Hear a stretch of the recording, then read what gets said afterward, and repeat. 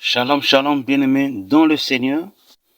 Que mon Dieu vous fasse beaucoup de bien. Dieu qui est un Père responsable, se soucie de nous tous les jours. Voilà pourquoi à travers les hommes qu'il s'est choisis, il envoie des messages, il donne des promesses, il rassure, il motive. Il est un Dieu qui est vivant. Au moment où vous êtes calé dans votre fauteuil, dans votre voiture, dans votre salon, là où vous vendez, en train de te préparer, d'écouter ces messages, c'est que quelque chose de merveilleux, de puissant que Dieu veut vous communiquer. Nous allons parler autour des données, parce que beaucoup de choses se disent sur les données. Et quand on parle des données, beaucoup vont plus loin en accusant des pasteurs de voleurs, des escrocs, des exploitants, de ceci et de cela. Mais cette habitude ou culture de données vient-elle des hommes de Dieu? Non, bien-aimés dans le Seigneur, je tiens à vous rassurer, la pratique du donner, c'est une recommandation biblique.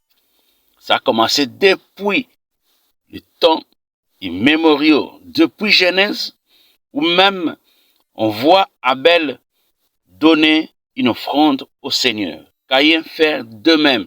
De la culture de donner vient depuis longtemps, ça date.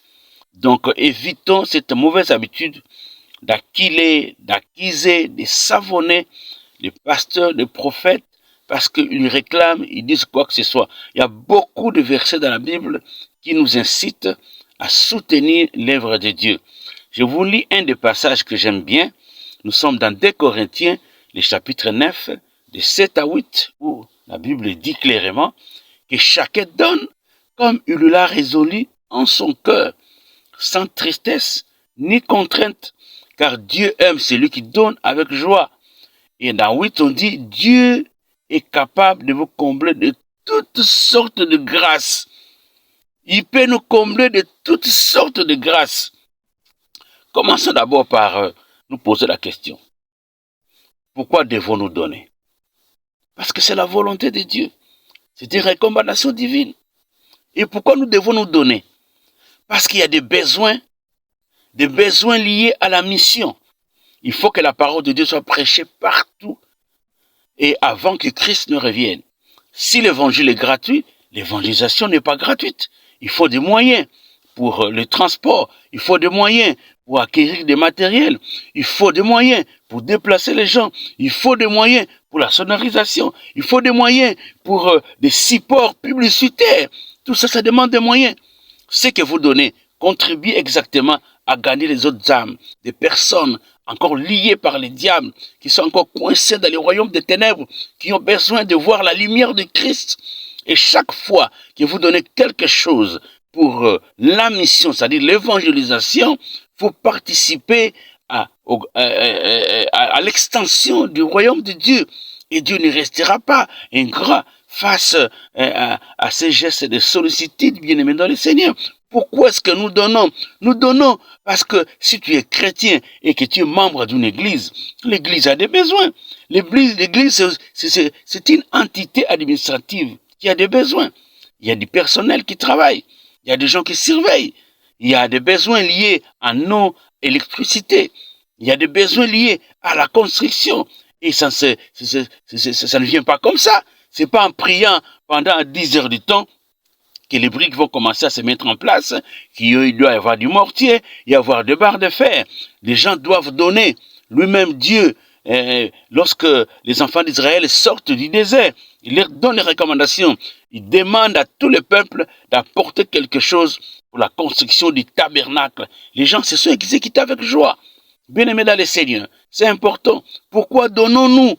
Parce que tous ceux qui travaillent pour la cause de l'évangile, que Dieu a élevé, pour gérer les églises, les pasteurs, beaucoup de travail à temps plein. Ils vont manger comment? Ils vont vivre comment?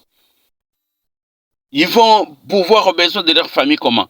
C'est tout ce que nous donnons comme sous forme de dîmes, offrandes, de dons. Ce sont toutes ces finances qui aident à ce que l'église puisse fonctionner correctement. Faites-les, vous serez bénis, je vous le dis. Comme le verset 8 il est dit, nous serons comblés de toutes sortes de grâces.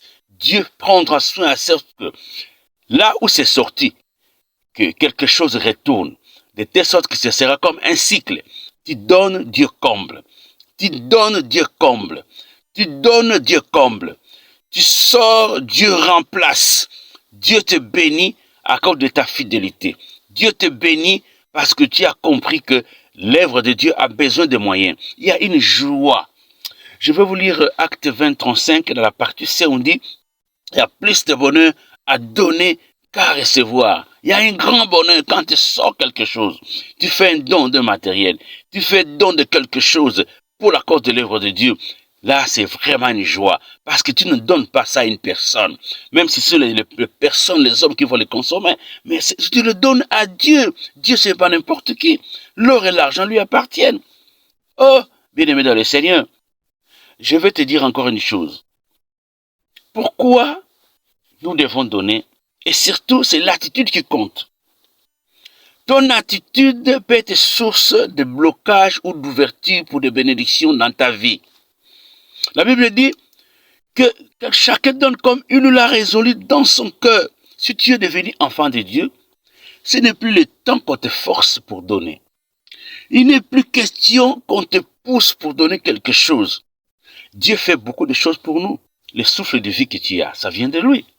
Le fait que tu te réveilles le matin, que les autres sont morts et qu'on doit les enterrer, qu'est-ce que tu as donné à Dieu pour vivre? Qu'est-ce que tu as payé à Dieu pour avoir les respirations que tu as?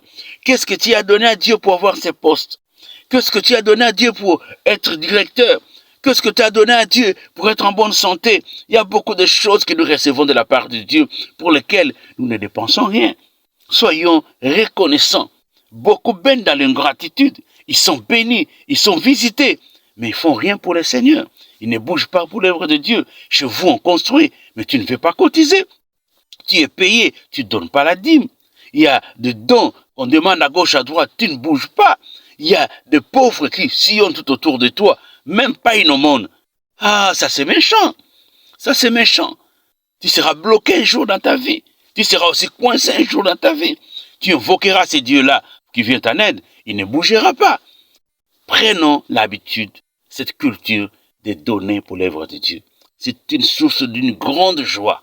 Ça te rendra heureux de savoir que grâce à toi, une vie a été sauvée.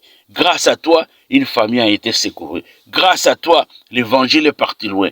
Grâce à toi, l'église a un plafond. Grâce à toi, l'église a des carreaux. Grâce à toi, il y a des tôles. Grâce à toi, les pasteurs peuvent bien vivre. Dieu te bénira sérieusement parce que Dieu est fidèle. Fais-les avec joie. Ça, c'est la meilleure attitude qu'un chrétien peut avoir quand il s'agit de donner. C'est la joie qui doit te motiver à donner. Il y a beaucoup de choses à dire sur le donner. Hein? N'écoutez pas les mondes. N'écoute pas les païens. N'écoute pas les ragots. C'est vrai, il y a de bévues, il y a des aventures au sujet de donner, de l'argent, tout ça. Mais moi, je viens de te lire la Bible. Et chacun donne comme tu l'as résolu. Chaque fois que tu quittes ta maison pour l'église, ne vas pas les mains vides. Tu vas rencontrer, non un homme, tu vas adorer ton Dieu. Tu vas adorer ton Dieu. Le Dieu qui a l'or et l'argent, c'est lui qui exige qu'on lui apporte les offrandes. C'est lui qui exige qu'on apporte dîmes dans sa maison. C'est lui qui les dit. Tu peux lire le livre de Malachie, partie du chapitre 4, tout ça. Le chapitre 3, ça va t'enseigner grandement sur les données.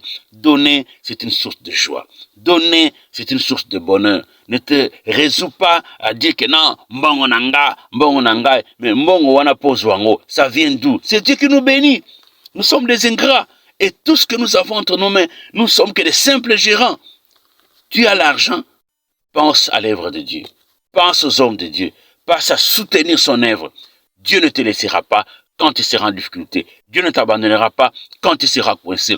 Quand ton poste sera menacé, Dieu pensera à toi. Dieu pensera à toi. Quand il y aura la crise, Dieu pensera à toi. Quand tu seras secoué, Dieu pensera à toi. Que Dieu vous bénisse. N'oubliez pas, faites du donner ta culture et tu ne seras pas déçu. Que Dieu te bénisse. Béni sois-tu.